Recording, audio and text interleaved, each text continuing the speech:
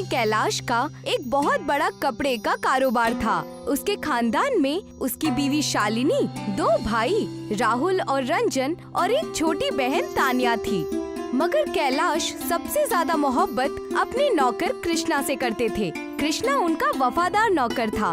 वो कृष्णा को अपना छोटा भाई मानते थे। कृष्णा अपने मालिक कैलाश के हर काम में हाथ बटाता था, मगर कैलाश के 2 छोटे भाई कोई काम धंधा नहीं करते थे। वो दिन भर कैलाश के रुपयों को दोनों हाथों से लुटाते रहते थे।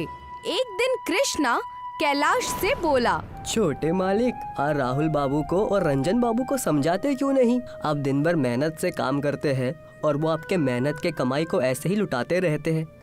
हे कृष्णा, अब मैं तुझे कैसे समझाऊं रे? मेरे माँ ने मरते वक्त मुझसे एक वादा लिया था कि इन्हें किसी भी तरह की कोई तकलीफ ना हो, इसीलिए मैं इनसे कुछ नहीं कह पाता। लेकिन मालिक, ऐसे तो ये आपको बर्बाद कर देंगे। अरे नहीं रे, तू बहुत भोला है रे कृष्णा। धीरे धीरे दोनों काम धंधा करने लगेंगे, तू फिक्र मत कर। अच्छा, मेरी बात ध्यान से सुन। मैं आज रात घर में देर से आऊँगा।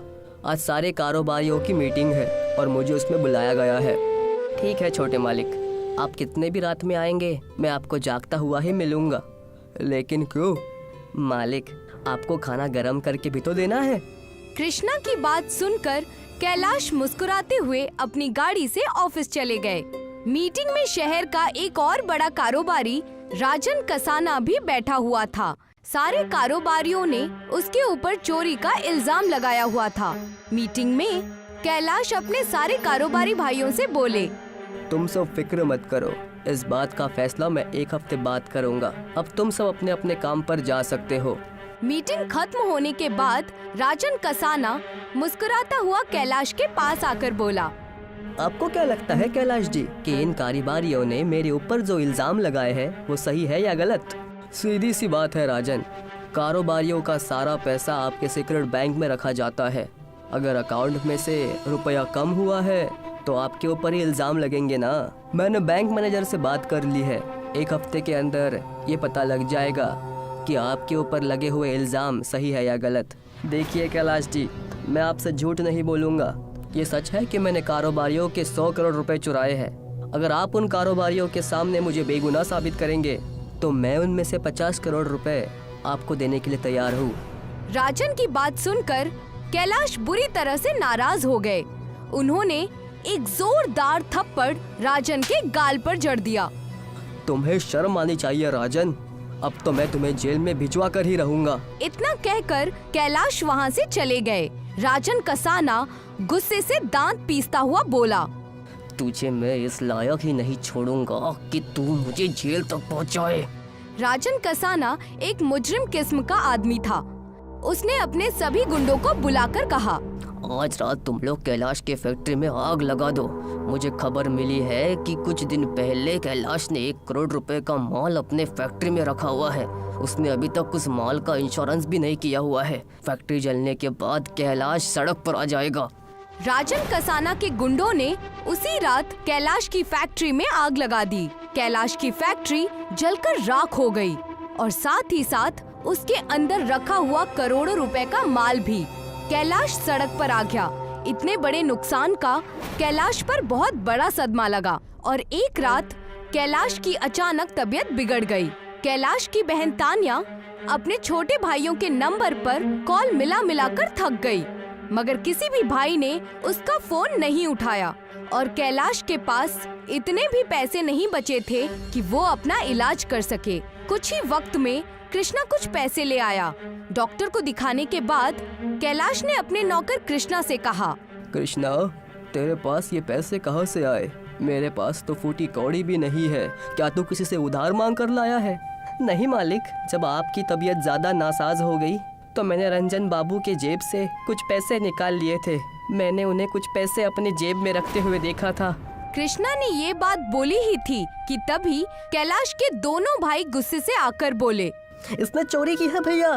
तेरी हिम्मत कैसे हुई मेरे जेब से पैसे निकालने की? बड़े मालिक की अचानक तबीयत नासाज हो गई थी, मैंने इसी वजह से आपके जेब से पैसे निकाल लिए। मेरे पास इतने फालतू पैसे नहीं है कि मैं इनके इलाज में पैसे खर्च करूं। आइंदा मेरे जेब में हाथ मत डालना। ये कैसी बातें कर रहे हैं आप रंजन बाबू? जब बड़े मालिक का वक्त अच्छा था तो आपने उनकी दौलत दोनों हाथों से लुटाई, और आज जब उनका बुरा वक्त आया तो आप उनके इलाज के लिए थोड़े से पैसे भी खर्च नहीं करना चाहते। मैंने अपने आंखों से कई बार आपको बड़े मालिक की जेब से पैसे निकालते हुए देखा है, और जब भी मैंने बड़े मालिक से इस बात की शिकायत की तो उन्होंने हमेशा मुस्कुराकर टाल दिया। मुझसे जुबान लड़ाता है बदतमीज नौकर। रंजन ने कृष्णा को बुरी तरह से पीट दिया। बड़े मालिक, ये मुझे मार रहे हैं, आप इनसे कुछ क्यों नहीं कहते? तुमने चोरी की है कृष्णा, इसी वक्त मेरे घर से निकल जाओ। ये क्या बोल रहे हैं आप बड़े मालिक? आप मेरे ऊपर शक कर रहे हैं? अरे मैंने सिर्फ आपके इलाज के लिए रंजन बाबू के जेब से पैसे निकाले थे। हाँ, लेकिन तेरी हिम्मत कैसे हुई चोरी करने की? थोड़ा सा नासाजी हो गया था, मरा तो नहीं जा रहा था। इसी वक्त मेरे घर से निकल जा। कैलाश ने कृष्णा को धक्के देकर घर से बाहर निकाल दिया। कृष्णा आंखों में आंसू लिए चीखते हुए बोला, हाँ जा रहा हूँ, और कभी भी इस घर में दोबारा कदम नहीं रखूंगा मालिक। बड़ी मालिक, रंजन बाबू ने जब मुझे थप्पड़ मारा तो मुझे इतना बुरा नहीं लगा जितना आपके इस धक्का देने से बुरा लग रहा है। आज मुझे ये दुनिया समझ में आ गई है। बड़े मालिक का नौकर चाहे कितना भी बड़ा क्यों ना हो जाए, उसका सर बड़े मालिक के जूतों से हमेशा नीचे ही दबा रहता है। इतना बोलकर कृष्णा कैलाश के घर से बाहर निकल गया और गुस्से से एक फुटपाथ पर जाकर रोने लगा कि तभी एक आदमी दौड़ता हुआ उसके नजदीक आकर गिर गया। वो आदमी बुरी तरह से हाँफ रहा था और उसके जिस्म से खून बह रहा था। ये तुम्हें क्या हुआ? तुम्हें तो गोली लगी है। वो आदमी एक छोटी सी शीशी और एक बड़ी सी फाइल कृष्णा को पकड़ाते हुए बोला, मैं एक साइंटिस्ट हूँ, मेरे पीछे कुछ लोग लगे हुए हैं। तुम मुझे यहाँ के मालूम नहीं पड़ते, तुम कस्बे के मालूम होते हो। लेकिन ये है क्या? इस शीशी में तैयार किया हुआ एक ऐसा फॉर्मूला है कि जिससे तुम हीरे का एक महल बना सकते हो, और इस फाइल में उसका फॉर्मूला भी बना हुआ है। तभी कुछ लोग हाथ में बंदूक पकड़े हुए कृष्णा की ओर दौड़ते हुए आने लगे। कृष्णा वहाँ से भाग गया और सीधा अपने गांव पहुँच गया। कृष्णा की थोड़ी बहुत खेती पड़ी हुई थी। कृष्णा अपने खेतों में कटहल की सब्जी बोने लगा और उसने उस आदमी के बताए अनुसार उस शीशी में केमिकल का इस्तेमाल कटहल की फसल पर किया तो उसके सामने एक चमत्कार हो गया। दरख्त पर हीरे के कटहल उगाए। ये देखकर कृष्णा खुशी से पागल हो गया। उसी वक्त उसकी माँ भी वहाँ पर मौजूद थी। माँ देखना, अब मैं कुछ ही दिनों में अमीर हो जाऊंगा। अमीर होने के बाद मैं सबसे पहले अपने बड़े मालिक को जवाब दूंगा, क्योंकि उन्होंने भी मुझे चोर कहा था, जबकि मैंने उनके लिए ही चोरी की थी। कृष्णा की बात पर माँ मुस्कुराते हुए बोली, मैं कैलाश को बहुत वक्त से जानती हूँ बेटा। जब तू बहुत छोटा था तब वो तुझे बड़े मोहब्बत से यहाँ से ले गया था। उस बेचारे ने तुझे इस वजह से घर से निकाल दिया कि वो गरीब हो गया था। उसे बिल्कुल भी पसंद नहीं आया था कि उसके छोटे भाई ने उसके सामने तुझे हाथ लगाया, इसीलिए उसने तुझे अपने पैरों पर खड़ा होने के लिए घर से बाहर निकाल दिया। अपनी माँ की बात सुनकर कृष्णा गहरी सोच में पड़ गया। अब समझ में आया माँ कि जाते हुए बड़े मालिक रो क्यों रहे थे। तो फिक्र मत कर, मैं सब कुछ ठीक कर दूंगा। कृष्णा ने सारे हीरे के कटहल बेच दिए और बहुत रईस हो गया। लेकिन जब वो कैलाश के घर पर गया तो उसे पता चला कि कैलाश की बीवी मर चुकी है और कैलाश के भाइयों ने उसे धक्के देकर घर से बाहर निकाल दिया है। कैलाश का घर भी बिक चुका है। कृष्णा ने पूरे शहर में कैलाश और तानिया की तलाश शुरू कर दी। तलाश करते करते वो कैलाश की फैक्ट्री गया। फैक्ट्री का एक पुराना मजदूर कृष्णा से बोला, कैलाश जी के साथ तो बहुत बुरा हुआ है कृष्णा, तुमने आने में थोड़ी शायद देर कर दी। मुझे कैसे भी करके बस एक बार बड़े मालिक का पता मिल जाए। जानते हो कृष्णा, मैंने अपनी जिंदगी में कैलाश जी जैसा दिलदार इंसान नहीं देखा। सच तो ये है कृष्णा कि कैलाश की फैक्ट्री में आग लगी ही नहीं थी, बल्कि लगाई गई थी। ये क्या बोल रहे हैं आप? मैं बिल्कुल सच कह रहा हूँ कृष्णा, वो किसी और ने नहीं बल्कि राजन कसाना ने लगाई थी। बस एक चीज मेरे जहन में नहीं आती कि आखिर वो फैक्ट्री में आग लगाने में वो कामयाब कैसे हो गया। मैं कुछ समझा नहीं। क्योंकि कैलाश जी ने अपने फैक्ट्री में कुछ ऐसे गैजेट लगवा रखे थे कि अगर फैक्ट्री में कोई स्मोकिंग भी करता तो खतरे के सायरन बज उठते, मगर उस रात नहीं बजे। ऊपर वाला उस राजन कसाना को कभी माफ नहीं करेगा। इतना कहकर वो मजदूर वहाँ से चला गया, मगर कृष्णा ने अपनी तलाश जारी रखी। एक दिन कृष्णा अपनी कार में कैलाश को ढूंढता फिर रहा था। तभी उसकी नजर रंजन और राहुल पर गई, जो कि कैलाश के सबसे बड़े दुश्मन राजन कसाना के साथ बैठे हुए थे। कृष्णा उनकी कार का पीछा करते करते उनके ऑफिस तक पहुंच गया और चुपके से उनकी बातें सुनने लगा। रंजन और राहुल राजन कसाना से बातें कर रहे थे।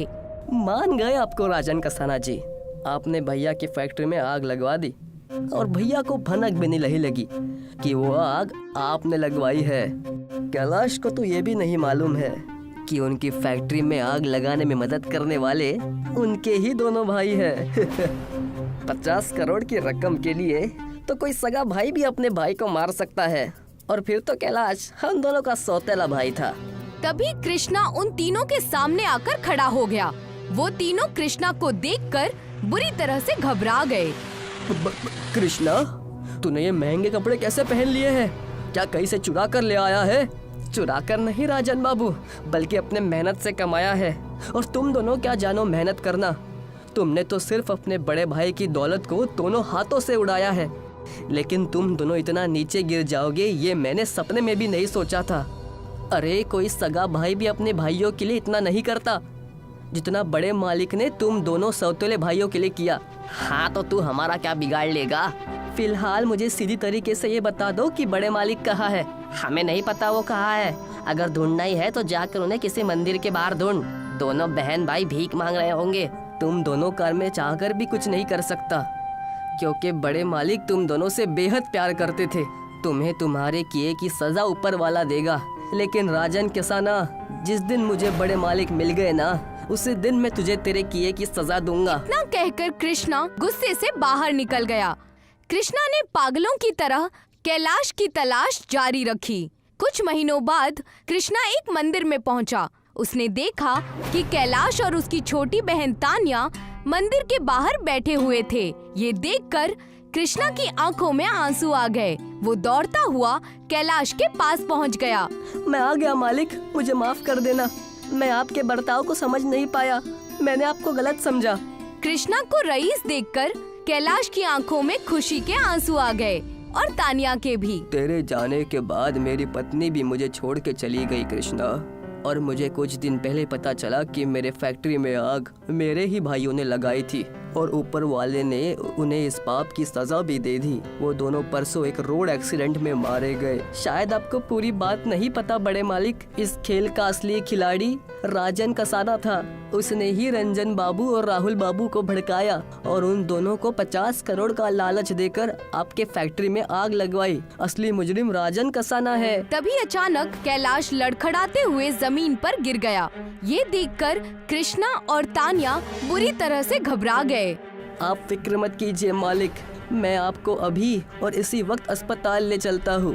नहीं कृष्णा नहीं, तू बिल्कुल सही वक्त पर आया है। दरअसल मुझे कैंसर हो गया है, अब मैं नहीं बचूंगा। लेकिन मेरे जाने के बाद तू तान्या का ख्याल रखना, उससे शादी कर लेना और राजन कसाना को छोड़ना मत। इतना कहकर कैलाश ने दम तोड़ दिया। कृष्णा ने कैलाश का अंतिम संस्कार कर दिया और उसी दिन तान्या से शादी भी कर ली।